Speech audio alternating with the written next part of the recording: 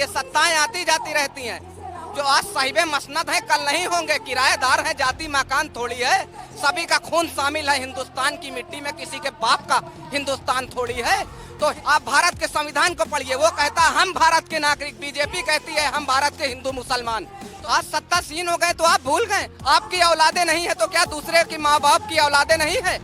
आप अपनी माँ के लिए प्रेम दिखाते हैं तो मेरी माँ भी मुझसे प्रेम करती है। आप लाठियों से जब कूटते तो उस माँ की जब आह निकलती है तो माँ की आह बेकार नहीं जाती। मोदी जी, इस देश में बड़े बड़े सूरमा आए हैं, इस विश्व में बड़े बड़े सूरमा आए, सबकी तानाशाही नहीं चली। इस देश का युवा अब जाग चुका है।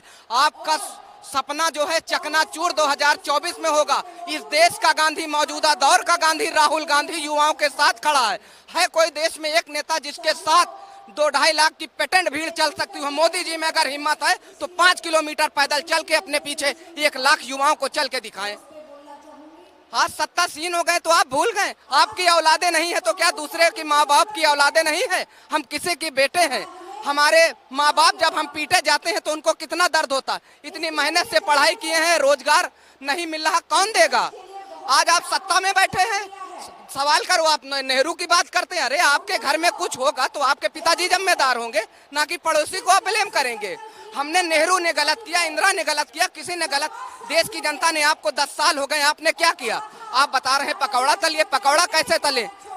80 रुपए किलो वाला तेल आप 200 रुपए में पचा दे तो उसमें भी पकौड़ा नहीं तल सकते हैं। तो आखिर इस देश का युवा जाए कहाँ? तो आप जो है होश में आइए, हिटलर की तानाशाही नहीं चली है तो अब इस देश में 2024 में युवा आपको जवाब देगा, वोट से जवाब देगा। कांग्रेस की सरकार जो है युवा बनाने जा रहा है, युवाओं के नेता आदरणीय राहुल जी प्रधानमंत्री बनने जा रहे हैं। आप चंद दिनों तक आए हैं, कांग्रेस ने इस देश को जब सुई नहीं बनती थी सब शासन संभाला। आज इस देश में सब कुछ आपको दिया, सारी संस्थाएं देश को आपने दी। आज आप जो है कुछ पूंजीपतियों को फौदा पहचाने के लिए आप उनको बेचे दे रहे हैं। जब सब कुछ बेच देंगे तो युवाओं को रोजगार आप कहाँ से देंगे? LIC आप बेच देते हैं, एयरपोर्ट आप बेच देते हैं, तो सारे मंत्री बना के क्या रखेंगे? आपने कहा कि बेचने की बातें हो रही हैं सारी चीजें। अमित शाह जी तो बोल रहे हैं कि 24 का चुनाव आने दो, कांग्रेस की सीटें टॉर्च जलाने से भी नजर नहीं है।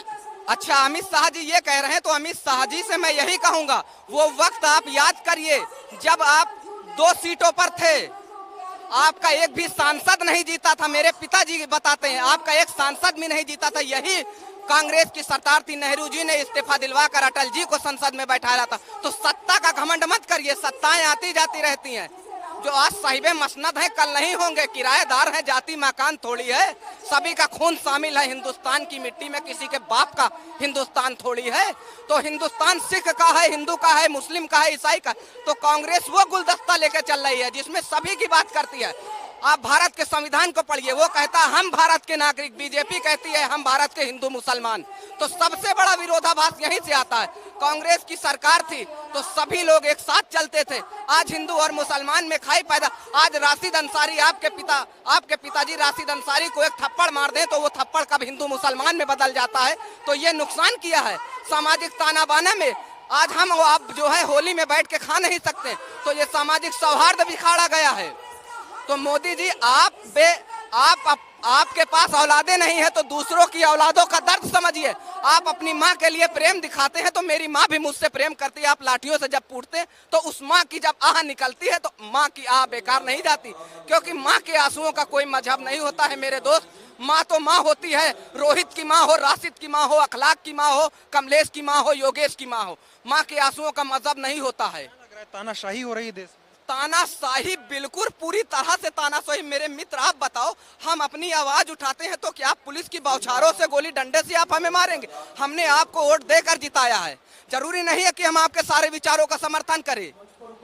हम आपका समर्थन कर दें तो अच्छे हैं, गलत कर दें तो जेल में आप डाल देंगे। आप हमें जेल में डालेंगे, हम जेल में जाने के तैयार हैं, क्योंकि हम उस पार्टी के कार्यकर्ता हैं जिसने देश की कुर्बानी के लिए इंदिरा जी हो शहादत दी, राजीव जी हो शहादत दी। आज राहुल गांधी जी सड़कों पे चल रहे हैं, किसके लिए? अपने लिए नहीं, देश की जनता के लिए। अभी आप कह रहे थे कि किसी के बाप का हिंदुस्तान नहीं है, हिंदू मुस्लिम सबका है, लेकिन अभी एक नारा सुन रहे हैं, क्या हिंदू राष्ट्र बनाने की बात? वो कभी नहीं होगा, क्योंकि जब तक इस देश का संविधान को मानने वाले इस दौर के गांधी राहुल गांधी जी हैं। हिंदुस्तान की जनता कभी ये नहीं, हिंदू राष्ट्र कभी नहीं बन पाएगा, ना मुस्लिम राष्ट्र कभी बन पाएगा। ये बहुराष्ट्र है, बहुराष्ट्र रहेगा। हिंदुस्तान की यही तो विविधता है कि यहाँ के सभी धर्मों को मानने वाले, विश्व का एकलौता मुल्क है जिसमें सभी धर्म को मानने वाले लोग रहते हैं। हिंदू को भी मानते हैं, मुस्लिम को भी मानते हैं, सिख को, ईसाई को, बौद्ध धर्म को, सभी धर्म को। वो जो कोई भी धर्म को भी नहीं मानते हैं वो भी प्यार से रहते हैं। तो हम वो हिंदुस्तान नहीं बनने देंगे चाहे हमारी सर कलम हो जाए। तो मोदी जी सुन लीजिए, हम हिंदू, मुस्लिम, सिख, ईसाई आपस में भाई भाई हैं। आप लड़ा के जो जिस तरह से इस देश को क्रांतिकारियों ने जो है शहीद कराने के लिए अंग्रेजों से लड़ाई लड़ी, आज उसी आजादी को बचाने के लिए इस देश के गांधी के साथ, राहुल गांधी के साथ इस देश का युवा खड़ा है। जय हिंद, जय भारत।